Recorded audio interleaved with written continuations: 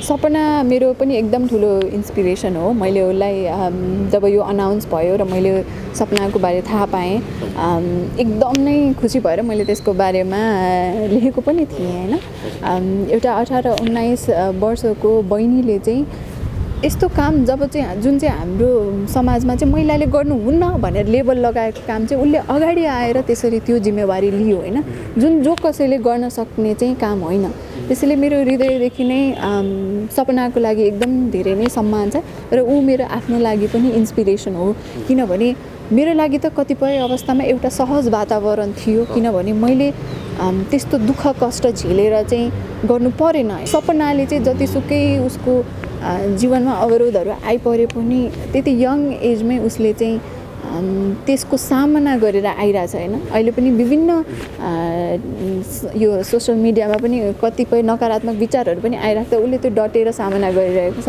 त्यसैले मेरो लागि त ऊ एकदम इन्सपिरेसन। र बीबीसीले चाहिँ जुन लिस्ट निकाल्नु भएको छ त्यसमा सम्मान त्यो खालको उसको कामको लागि पाउँदाखेरि चाहिँ उसले चाहिँ मलाई मात्र होइन कि आई थिङ्क हामी सबै यङ वुमेन महिला र त्यसै गरी किशोरीहरूको लागि चाहिँ एउटा आदर्शको पात्र पनि बन्न सफल भएको छ। त्यो बीबीसीको ट्यागको लागि काम गर्ने भन्दा पनि समाजको लागि काम गर्ने त अहिले पनि कतिजना हुनुहुन्छ होइन। तर त्यसरी जब एउटा रेकग्नाइज मिडियाले हामीलाई चाहिँ त्यो खालको रेकग्निसन त्यो प्लेटफर्म दिनुहुन्छ भने अन्य व्यक्तिहरूसँग हामीलाई सहकार्य गर्न कति सहज भएको थियो। पहिला बोनिता शर्मा हो भनेर समुदायमा जाँदाखेरि कसैले वास्ता गर्नुहुन्थेन भने अहिले चाहिँ अब हामीले पोषणमा यस्तो काम गर्छौँ, बोनिता शर्मा यस्तो हो भन्छेपछि उहाँले हामीलाई हेर्ने नजरिया नै फरक भइरहेछ कि। जस्तो मैले पहिला बीबीसीले नचिन्दासम्म बोनिता शर्मा को हो भनेर कसैलाई थाहै थिएन होइन। त्यसैले त्यो खालको हाम्रो कामलाई मेन स्ट्रिममा ल्याइदिने होइन, अन्य सरोकारवालाहरूको नजरमा पारिदिनको लागि त त्यो सहज भएको छ नि त होइन। युवाहरू भन्नासाथ कि त बाटोमा नारा लगाउनु पर्यो भने सम्झिन्छ, कि त युवा दिवसमा चाहिँ एउटा स्टेजमा बोलाएर ल हामीले युवालाई सम्मान गऱ्यौँ भन्ने खालको कहिलेकाहीँ त्यस्तो परिपाटीहरू देखा पर्छ होइन। तर हामी युवा भने त्यतिमा मात्रै सीमित छैनौँ कि त्यसलाई ट्रस्ट गर्न गाह्रो पर्थ्यो, बुझाउन गाह्रो पर्थ्यो। युवा भनिसकेपछि हामीले जहिले नानी बाबुको रूपमा मात्र हेरेर परिवर्तनकर्ताको रूपमा चाहिँ त्यसरी एक्सेप्ट गर्नु हुँदैन थियो। जस्तो 40 कटेपछि रमाउला भने जस्तो आफूलाई चाहिँ 40 कटेपछि चाहिँ म आफ्नै केही क्याम्पेन सुरु गर्छु, मुभमेन्ट सुरु गर्छु होइन। किनभने युवा अवस्थामा त अब हामीलाई म त केही गर्न सक्दिनँ होला भन्ने खालको चाहिँ डर र त्रास थियो। म त्यति बेला मैले पढाइ सिद्धिने बित्तिकै यही स्वास्थ्य पोषण क्षेत्रमै लागेँ। अहिले 2013 भन्दा हुन्छ। समृद्ध नेपाल सुखी नेपाली बनाउने परिकल्पना गर्छ भने त्यसमा युवालाई साझेदार नबनाएसम्म चाहिँ यो सम्भव हुँदैन। र पोषणको क्षेत्र विशेषको कुरा गर्नु पर्दाखेरि युवा आफै पनि एउटा यस्तो अवस्था हो जहाँ चाहिँ हाम्रो विभिन्न शारीरिक मानसिक भावनात्मक विकासहरू भइरहन्छ भने हामीले आफ्नै स्वास्थ्य र पोषण, आफ्नो परिवार, आफ्नो बालबच्चाको पोषणको बारेमा जान्न बुझ्न जरुरी हुन्छ होइन। बोनिताजी यहाँलाई स्वागत छ। हजुर धन्यवाद। आराम हुनुहुन्छ? हजुर। दिनचर्या कसरी बितिरहेको छ? अहिले त अब हाम्रो पोषण क्षेत्रमै जुन हामी लागि परिरहेका छौँ त्यहीमै हाम्रो सोचाइ संस्था मार्फत नै बिजी भइरहेको छु। अहिले झन् कोभिडले गर्दाखेरि अहिले कामहरू रोकिरहेको थियो जुन पहिला, अब त्यो चाहिँ बिस्तारै रूपमा ट्र्याकमा पनि जाँदैछ। भनेपछि निरन्तर रूपमा समाज सेवामै तल्लिन अवस्थामा हुनुहुन्छ। हजुर। पोषणयुक्त खाना खाने, सबैतिर जनचेतना फैलाउने त्यसरी तपाईँहरू लागि पर्नु भएको छ र तपाईँले बीबीसीले पनि एउटा किताब दिनुभएको छ हामीलाई। यहाँ चाहिँ कसरी प्रवेश गर्नुभयो, यहाँबाट जाउँ हामीले सुरुवात गर्नु? पोषणमा चाहिँ पहिलेदेखि मेरो एउटा इच्छा पनि थियो, किनभने मैले पढेको पनि जनस्वास्थ्य र पोषण विषय नै हो। त्यो विषयमै लागि पर्दाखेरि यसका समुदाय स्तरमा हुने समस्याहरू चाहिँ त्यो देशको युवा भइसकेपछि मेरो पनि जिम्मेवारी बन्छ कि त्यो बदलौँ होइन। जहिले पनि हामी धेरै कम्प्लेन गर्छौँ यो भएन त्यो भएन, तर त्यो कम्प्लेन गर्ने भन्दा पनि त्यसको सल्युसन, त्यसको समाधान पनि आफै खोज्नुपर्छ भन्ने इच्छा शक्ति लागेर चाहिँ यो क्षेत्रमा लागेको र म जस्तै अन्य साथीहरू मिलेर चाहिँ हामीले सोचाइ भन्ने संस्था चाहिँ सुरुवात गऱ्यौँ। एउटा क्याम्पेनको रूपमा सुरुवात भएको थियो, तर अहिले चाहिँ हामी संस्थागत रूपमै यसै क्षेत्रमा काम गर्दैछौँ। त्यो आउनुको मेन कारण भनेको चाहिँ आफूले समुदाय स्तरमा भिजेर काम गर्दाखेरि चाहिँ त्यहाँ देखेका समस्याहरूलाई समाधान गर्नुपर्छ भन्ने इच्छा शक्तिले नै हो। खास किन त पोषणयुक्त खाना खानुपर्छ र प्रचार प्रसारै गर्नुपर्छ है भन्ने चाहिँ किन लागेको? अब अहिले तपाईँले नेपालको डेटा हेर्नुभयो भने चाहिँ अहिले पनि 36% बालबालिका 5 वर्ष मुनिको बालबालिकामा चाहिँ पुड्कोपना अथवा स्टन्टिङ जुन निको नहुने किसिमको कुपोषण हो त्यसले व्याप्त छ होइन। अब यो भनेको राष्ट्रिय स्तरमा भयो भने त्यसलाई प्रादेशिक हिसाबले हेऱ्यो भने अझै होइन कर्णाली प्रदेशमा त 50 भन्दा बढी प्रतिशतका बालबालिकाहरू चाहिँ कुपोषित छन्। अनि यो भनेको चाहिँ एउटा निको नहुने किसिमको कुपोषण हो भनिसकेपछि हामीले सोच्न सक्छौँ कि हाम्रो देशको 36% जनशक्ति चाहिँ अब आफूले जति हिसाबले समाजमा चाहिँ कन्ट्रिब्युट गर्न सक्थे होइन उनीहरूको शारीरिक मानसिक अवस्था चाहिँ जस्तो पर्ने थियो त्यो अब हुँदैन, किनभने उहाँलाई चाहिँ पोषणको कमी भयो। त्यो भनेको एउटा व्यक्तिको शारीरिक मानसिक मात्र भन्दा नि देशकै जिडिपीमा पनि फरक पर्न सक्छ होइन। त्यसैले हामीले अब चाहिँ यो अवस्था चाहिँ आउन नदिन, यो भयावह नै अवस्था छ होइन। र अहिले जुन कोभिड महामारीले गर्दाखेरि चाहिँ जति पनि हामीले स्वास्थ्य पोषण क्षेत्रमा प्रगति गरेका थियौँ त्यो प्रगति चाहिँ धरापमा रहेको छ है। त्यसैले त्यो अवस्था आएर चाहिँ अब हाम्रो देशकै जनशक्तिलाई चाहिँ त्यो असर पार्न नदिन र समुदायका बालबालिका महिलाहरूको ज्यान चाहिँ जोखिममा पार्न नदिन चाहिँ यो पोषणको बारेमा कुरा गर्नै पर्छ। र अहिले पनि समुदाय स्तरमा चाहिँ कस्तो छ भने मान्छेहरू खाना नपाएर भन्दा पनि खाना नजानेर मरिराख्नु भएको छ कि। त्यसैले यो हाम्रो समुदाय स्तरमै भएको लोकली अवेलेबल खानेकुराहरूको चाहिँ प्रचार प्रसार गर्यो, त्यसलाई सही तरिकाले कसरी खाने भनेर सिकायो भने त यो समाधान हुन नसक्ने विषय नै होइन। त्यसैले सङ्गठित रूपमा लागेर चाहिँ यो पोषणको बारेमा चाहिँ जनचेतना जगाउन चाहिँ एकदमै जरुरी छ। यहाँहरूको संस्थामा कतिजना हुनुहुन्छ अहिले? हाम्रो अहिले सहसंस्थापक हामी 4 जना छौँ। हामीले काम गर्ने स्टाफहरू चाहिँ 7 जना छौँ र त्यसै गरी हाम्रो समुदाय स्तरमा हामी सँगै अहरात्र खटिने स्वयंसेवक भाइ बहिनीहरू हुनुहुन्छ। उहाँ चाहिँ सर्लाहीमा 21 जना हुनुहुन्छ र अहिले काठमाडौँ बेस चाहिँ 25 जना हुनुहुन्छ। यहाँको झन्डै जर्नी चाहिँ 2013 देखि सुरुवाती भयो। हजुर, त्यो भनेको अब त्यति बेला मैले पढाइ सिद्धिने बित्तिकै यही स्वास्थ्य पोषण क्षेत्रमै लागेँ। अहिले 2013 भन्दा हुन्छ। 13 देखि तपाईँलाई 19 मा चाहिँ बीबीसीले सम्मान गरे एउटा किताब दिनुभएको छ यहाँलाई। हजुर। र अहिलेसम्मको यात्रालाई अलिकति संक्षिप्तमा अवरोहको विषयमा अलिकति बताइदिनुहोस्। अब मेरो जर्नी 2013 मा सुरु गर्दाखेरि चाहिँ एउटा त्यति बेला मैले यो विषय पढेको हो, मैले यो क्षेत्रमा काम गर्छु भन्ने थियो होइन। तर त्यति बेला चाहिँ कस्तो लाग्थ्यो भने जस्तो 40 कटेपछि रमाउँला भने जस्तो आफूलाई चाहिँ 40 कटेपछि चाहिँ म आफ्नै केही क्याम्पेन सुरु गर्छु, मुभमेन्ट सुरु गर्छु होइन।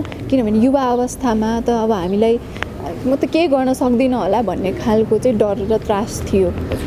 तर पनि अब एउटा जुन लुबुको घटना मैले त बारम्बार यो मिडियामा भनि पनि सकेको छु, एउटा आमाले चाहिँ उचित रूपमा बच्चालाई कसरी खुवाउने भनेर नजान्दा बच्चाको अकालमै मृत्यु भइसकेको घटना देखिसकेपछि चाहिँ अब यसलाई चाहिँ फेरि पनि यस्तो नहुन दिन त म पनि एउटा जनस्वास्थ्य कर्मीको हिसाबले मेरो पनि जिम्मेवारी हो भन्ने चाहिँ महसुस भयो। र त्यो महसुस भइसकेपछि अब म 40 वर्ष पुग्नलाई पुग्दिनँ, अब म अहिले सुरुवात गर्छु भन्ने चाहिँ त्यति बेला यो एउटा पोषणका लागि युवा भन्ने चाहिँ एउटा मुभमेन्टको सुरुवात गऱ्यौँ म र मेरा अन्य 3 सहकर्मी साथी मन्जिता, आशुतोष र नेहा मिलेर। र सुरुमा चाहिँ अलिकति डर लाग्थ्यो, अलिकति मान्छेहरूलाई बुझाउन गाह्रो हुन्थ्यो, बुझाउन कठिन हुन्थ्यो। हाम्रो त एउटा आइडिया भनेको एउटा सिम्पल माला थियो, मान्छेहरूलाई चाहिँ यसले के नै गर्ला र यसले के नै होला र भन्ने खालको सोच त्यो बेला हुन्थ्यो। मान्छेहरूलाई ट्रस्ट गर्न गाह्रो पर्थ्यो, बुझाउन गाह्रो पर्थ्यो। युवा भनिसकेपछि हामीले जहिले नानी बाबुको रूपमा मात्र हेरेर कर्ताको रूपमा चाहिँ त्यसरी एक्सेप्ट गर्नु हुँदैन थियो।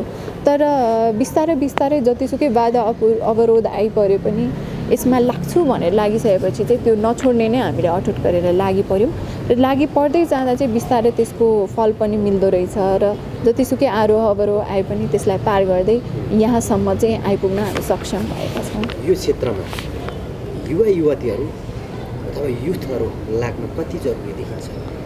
एकदम नै अहिले हामीलाई युवाहरू भन्न साथ कि त बाटोमा नारा लगाउनु पर्यो भने सम्झिन्छ, कि त युवा दिवसमा चाहिँ एउटा स्टेजमा बोलाएर ल हामीले युवालाई सम्मान गऱ्यौँ भन्ने खालको कहिलेकाहीँ त्यस्तो परिपाटीहरू देखा पर्छ होइन। तर हामी युवा भने त्यतिमा मात्रै सीमित छैनौँ कि हामीलाई चाहिँ युवा भनेको भविष्य हो भन्दा पनि हामीलाई चाहिँ हामी वर्तमानको परिवर्तनकर्ता हौँ, हामीले चाहिँ अहिले परिवर्तन ल्याउन सक्छौँ। र त्यसका लागि चाहिँ जुन अहिले नेतृत्वदायी भूमिकामा हुनुहुन्छ, अहिले डिसिजन मेकिङ रोलमा जो हुनुहुन्छ उहाँहरूले चाहिँ युवासँग सहकार्य गरेर नै अगाडि बढ्यौँ भने मात्रै हामीले यो दिगो विकास लक्ष्य प्राप्तिको कुरा गरेका छौँ, देश विकासको कुरा गर्छौँ, समृद्ध नेपाल सुखी नेपाली बनाउने परिकल्पना गर्छ भने त्यसमा युवालाई साझेदार नबनाएसम्म चाहिँ यो सम्भव हुँदैन।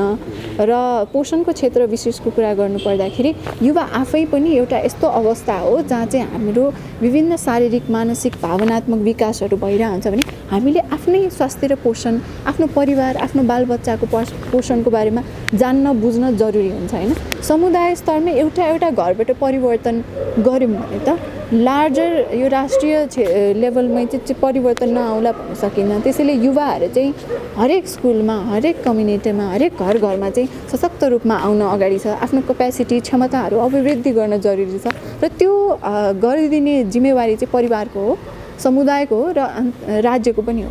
त्यस्तो वातावरण चाहिँ युवालाई क्रिएट चाहिँ गरिदिनुपर्छ। त्यो भयो भने चाहिँ हामी डेफिनेटली एकदम अगाडि बढेर देशको परिवर्तन चाहिँ गर्न सक्छौँ। यहाँको कामलाई सम्मान गर्दै बिबिसीले तपाईँको पनि नाम 100 प्रभावशाली महिलाको सूचीमा पार्न सफल 19मा थियो र 20मा हाम्रो सपना रोकाजीले पनि आएको छ। हजुर, सपना रोकालाई चाहिँ कसरी हेर्नु भएको छ? सपना मेरो पनि एकदम ठुलो इन्सपिरेसन हो। मैले उसलाई जब यो अनाउन्स भयो र मैले सपनाको बारे थाहा पाएँ एकदम नै खुसी भएर मैले त्यसको बारेमा लेखेको पनि थिएँ होइन। एउटा 18-19 वर्षको बहिनीले चाहिँ यस्तो काम जब चाहिँ जुन चाहिँ हाम्रो समाजमा चाहिँ महिलाले गर्नुहुन्न भनेर लेबल लगाएको काम चाहिँ उसले अगाडि आएर त्यसरी त्यो जिम्मेवारी लियो होइन, जुन जो कसैले गर्न सक्ने चाहिँ काम होइन। त्यसैले मेरो हृदयदेखि नै सपनाको लागि एकदम धेरै नै सम्मान छ र ऊ मेरो आफ्नो लागि पनि इन्सपिरेसन हो।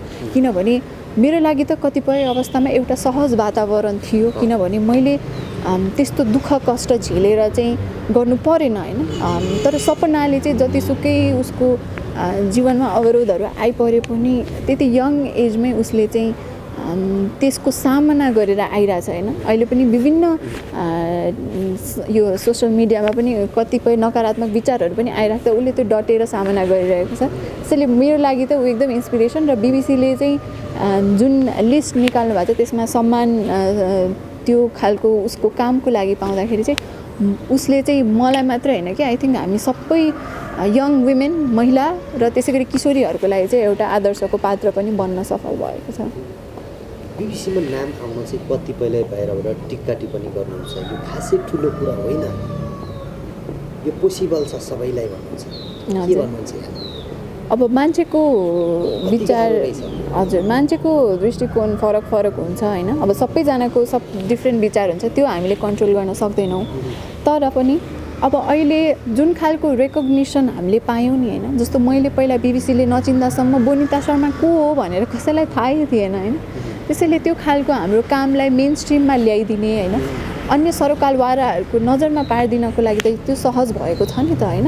त्यो बिबिसीको ट्यागको लागि काम गर्ने भन्दा पनि समाजको लागि काम गर्ने त अहिले पनि कतिजना हुनुहुन्छ होइन। तर त्यसरी जब एउटा रेकग्नाइज मिडियाले हामीलाई चाहिँ त्यो खालको रेकग्निसन, त्यो प्लेटफर्म दिनुहुन्छ भने अन्य व्यक्तिहरूसँग हामीलाई सहकार्य गर्न कति सहज भएको थियो। पहिला बोनिता शर्मा हो भनेर समुदायमा जाँदाखेरि कसैले वास्ता गर्नुहुन्थेन भने अहिले चाहिँ अब हामीले पोषणमा यस्तो काम गर्छौँ, बोनिता शर्मा यस्तो हो भनिसकेपछि उहाँले हामीले हेर्ने नजरिया नै फरक भइरहेछ कि। त्यसैले अब कति व्यक्तिको लागि यो सामान्य कुरा लाग्ला भने अब जो हामी सङ्घर्षरत छौँ यो क्षेत्रमा गर्न, हाम्रो लागि एउटा सहज वातावरण चाहिँ सृजना चाहिँ भएको छ यो रेकग्निसनले गर्दा।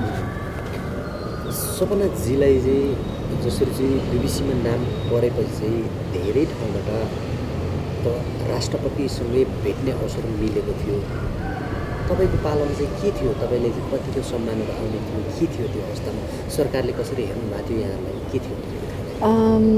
बिबिसीमा नाम नआउँदासम्म चाहिँ म पनि अब सरकारले केही गर्दैन होला भन्ने खालकै सोचमा थिएँ होइन। तर त्यो चाहिँ मेरो परिवर्तन भएको छ होइन। त्यो बिबिसीमा नाम आएपछि सपना बहिनीले जुन खालको रेकग्निसनहरू पाउनु भएको छ, सम्मानहरू, त्यो एकदम डिजर्भ गर्नुहुन्छ। र मैले पनि त्यसै किसिमले चाहिँ राष्ट्रपतिज्यूलाई भेट्ने मौका पाएको थिएँ। हजुर, उहाँलाई पर्सनल्ली मैले गएर 2-3 घन्टा पोषणकै बारेमा छलफल गरेको थिएँ र राष्ट्रपतिलाई एउटा महिलाको नजरबाट पनि हेर्ने मौका चाहिँ मैले त्यति बेला पाएको थिएँ होइन। मैले उहाँले पोषण मा के खानु हुँदो रहेछ, दैनिक दिनचर्या कस्तो हुँदो रहेछ भने एउटा महिलाले महिलासँग छलफल गरा जसरी गर्न पाएको थिएँ, जुन चाहिँ मेरो लागि एकदम नौलो र रमाइलो रह्यो त्यो भेटघाट। र त्यसले गर्दाखेरि म पनि इन्स्पायर्ड भएको छु होइन। जस्तो किसिमले उहाँले चाहिँ म तपाईँलाई पोषण क्षेत्रमा कसरी काम गर्न चाहनुहुन्छ त्यो गर्न चाहिँ कमिटेड छु, तपाईँलाई सपोर्ट गर्न भनेर त्यो खालको ढाडस चाहिँ माथिल्लो तहमा हुने व्यक्तित्वहरूले गरिदिनु भए पनि हामीलाई त्यति मात्र भए पनि कति धेरै आँट आउँदो रहेछ कि अगाडि बढ्नलाई। त्यसैले त्यसको लागि चाहिँ म धेरै नै होइन आभारी छु उहाँप्रति। र अर्को भनेको अहिले राष्ट्रिय तह भनौँ न, अहिले हाम्रो सङ्घीय सरकार आएदेखि अब प्रदेश तहमा चाहिँ हाम्रो प्रदेश योजना आयोगले चाहिँ खाद्य तथा पोषण सुरक्षा समिति भन्ने हुन्छ कि, त्यो भनेको एउटा सरकारकै समिति भयो होइन।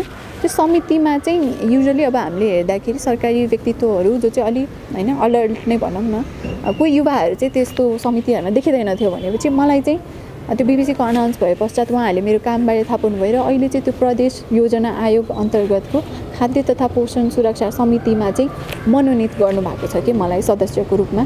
त्यो भनेको चाहिँ म, मेरो संस्था र अन्य युवाहरूको लागि चाहिँ एउटा एकदम राम्रो इक्जाम्पल हो कि होइन।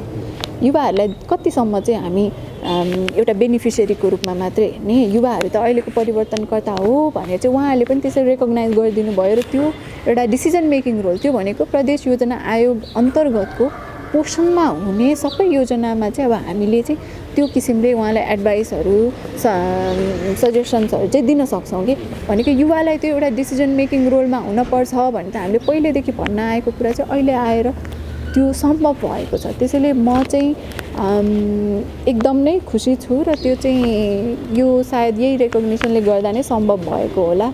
र म चाहिँ आफ्नो राष्ट्रपति र सरकारी निकायप्रति पनि आभारी छु हाम्रो लागि यस्तो वातावरण सृजना गरिदिनु भएकोमा। र अर्को चाहिँ अब कहिले पनि बिबिसीमा भएपछि मलाई कसैले सम्मान गर्ला, अवार्ड देला भनेर चाहिँ यो जर्नी सुरु गरेकै होइन। मेरो लागि अवार्ड र सम्मान भने त कुपोषण नेपालमा निर्मूल भयो है, अनि त्यसमा सोचाइले पनि भूमिका खेलाएको थियो भन्ने आयो भने चाहिँ त्यो चाहिँ सबैभन्दा ठुलो सम्मान अवार्ड चाहिँ त्यो हुने थियो होला, जुन चाहिँ सायद अब त्यसमा हामी लागि परेका छौँ। कुनै दिन चाहिँ त्यो पनि सम्भव गर्न सकिएला कि भन्ने छ। र त्यसबाहेक अब अहिले हामी अन्य युवाहरूसँग काम गरिराख्दा 15-16 वर्षको बहिनीहरू आउँछ, दिदी तपाईँबाट इन्स्पायर्ड भएर चाहिँ मैले अहिले स्लममा काम गर्ने भाइ बहिनीहरूको लागि चाहिँ एजुकेसनको कार्यक्रम गर्दैछु, पोषणको कार्यक्रम गर्दैछु भनेर भन्नुहुन्छ कि अब मैले त्यस्तो ठुलो कुरा केही गरेन, धेरैजनाले मैले जस्तै काम गरिराख्नु भएको छ, तर मैले गरेको सानो प्रयासबाट कोही अर्को व्यक्ति इन्स्पायर भइरहेछ भने त्यसले त एउटा तरङ्ग पैदा गरिरहेको रहेछ नि त, मबाट ऊ हुन्छ, ऊबाट अर्को बहिनी हुन्छ होला। त्यसैले त्यो खालको एउटा रिपल इफेक्ट क्रिएट भइरहेछ होइन। अनि त्यही नै मेरो लागि चाहिँ सबैभन्दा ठुलो सम्मान हो। बिबिसीमा मैले अघि पनि भनिहालेँ, बिबिसीमा जसरी चाहिँ सपनाजीको नाम आउँदाखेरि फरक फरक किसिमको टिक्का टिप्पणीहरू आए र बिबिसीमा नाम आउनलाई पनि राजनीतिक दबाब अथवा अरू व्यक्तिले पनि सिफारिस गरेर पनि बिबिसीमा चाहिँ नाम आउँछ है भन्नुभएको छ। त्यो विषयमा चाहिँ के भन्नुहुन्छ है तपाईँको धारणा के छ? अब यो त मेरो पर्सनल जर्नी अनुसार नै हुन्छ होइन। अब मेरो व्यक्तिगत तवरमा चाहिँ 2016देखि नै हामीले यो क्षेत्रमा त काम गरिरहेका थियौँ। 2016, 17, 18, 19 लगभग 4 वर्ष हामीले होइन मौन रूपमा एउटा कुनै कर्नरमा बसेर काम गरिरहेका थियौँ।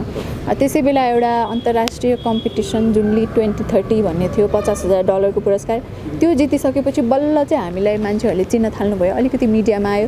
त्यसपछि चाहिँ बल्ल हामी मिडियाको आँखामा पऱ्यौँ र लक्किली बिबिसीले पनि त्यो कामलाई चाहिँ नजिकबाट निहालिराख्नु भएको रहेछ।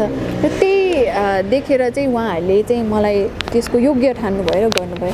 तर जब मलाई यो खबर आएको थियो म आफै आश्चर्यचकित भएको थिएँ कि मलाई नै भने हो त त्यो, म नै हो त त्यो लिस्टमा परेको भनेर आफूलाई चाहिँ अचम्म लागेको थियो। यहाँले अनुभव चाहिँ गर्नुभएको थियो, त्यो सुन्नुभएको थियो? हजुर, भनेको मलाई यो चाहिँ कसरी हुन्छ भन्ने खालको चाहिँ केही पनि थाहा थिएन। भनेको उहाँहरूले त्यसरी कामकै योग्यता अनुसार चाहिँ सेलेक्ट गर्नु हुँदो रहेछ, त्यसमा कुनै सिफारिस त्यस्तो चल्छ जस्तो चाहिँ मलाई लाग्दैन। भनेपछि नितान्त त्यो चाहिँ निष्पक्ष हुन्छ, बिबिसीले निहाल्छ भन्ने तपाईँ प्रश्न? हजुर हजुर। यी क्षेत्रमा लाग्न चाहिँ अब प्रेरणा कसरी पाउनु? जुन मैले अगाडि पनि भनेको थिएँ, मलाई सिकाउने भनेको कक्षा कोठामा पनि हामी पढ्छौँ, क्लासरुम कलेजमा पढ्यौँ हामीले, तर सिकाउने भनेको चाहिँ मेरो लागि चाहिँ युनिभर्सिटी भनेको मेरो समाज हो, समुदाय हो।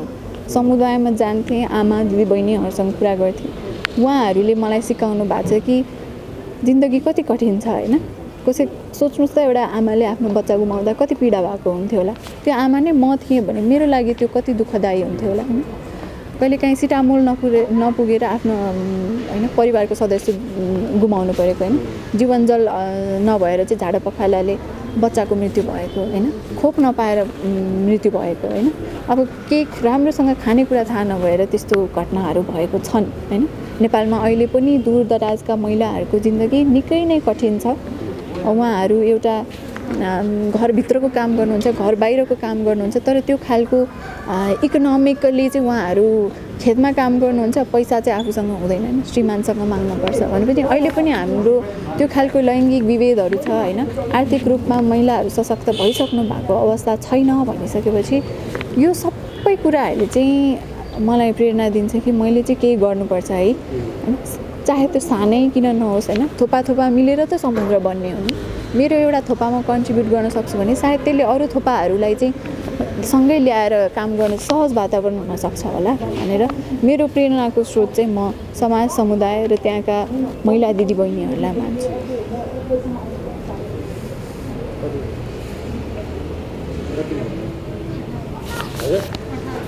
ठिक छ, म अलिकति है ठिक छ।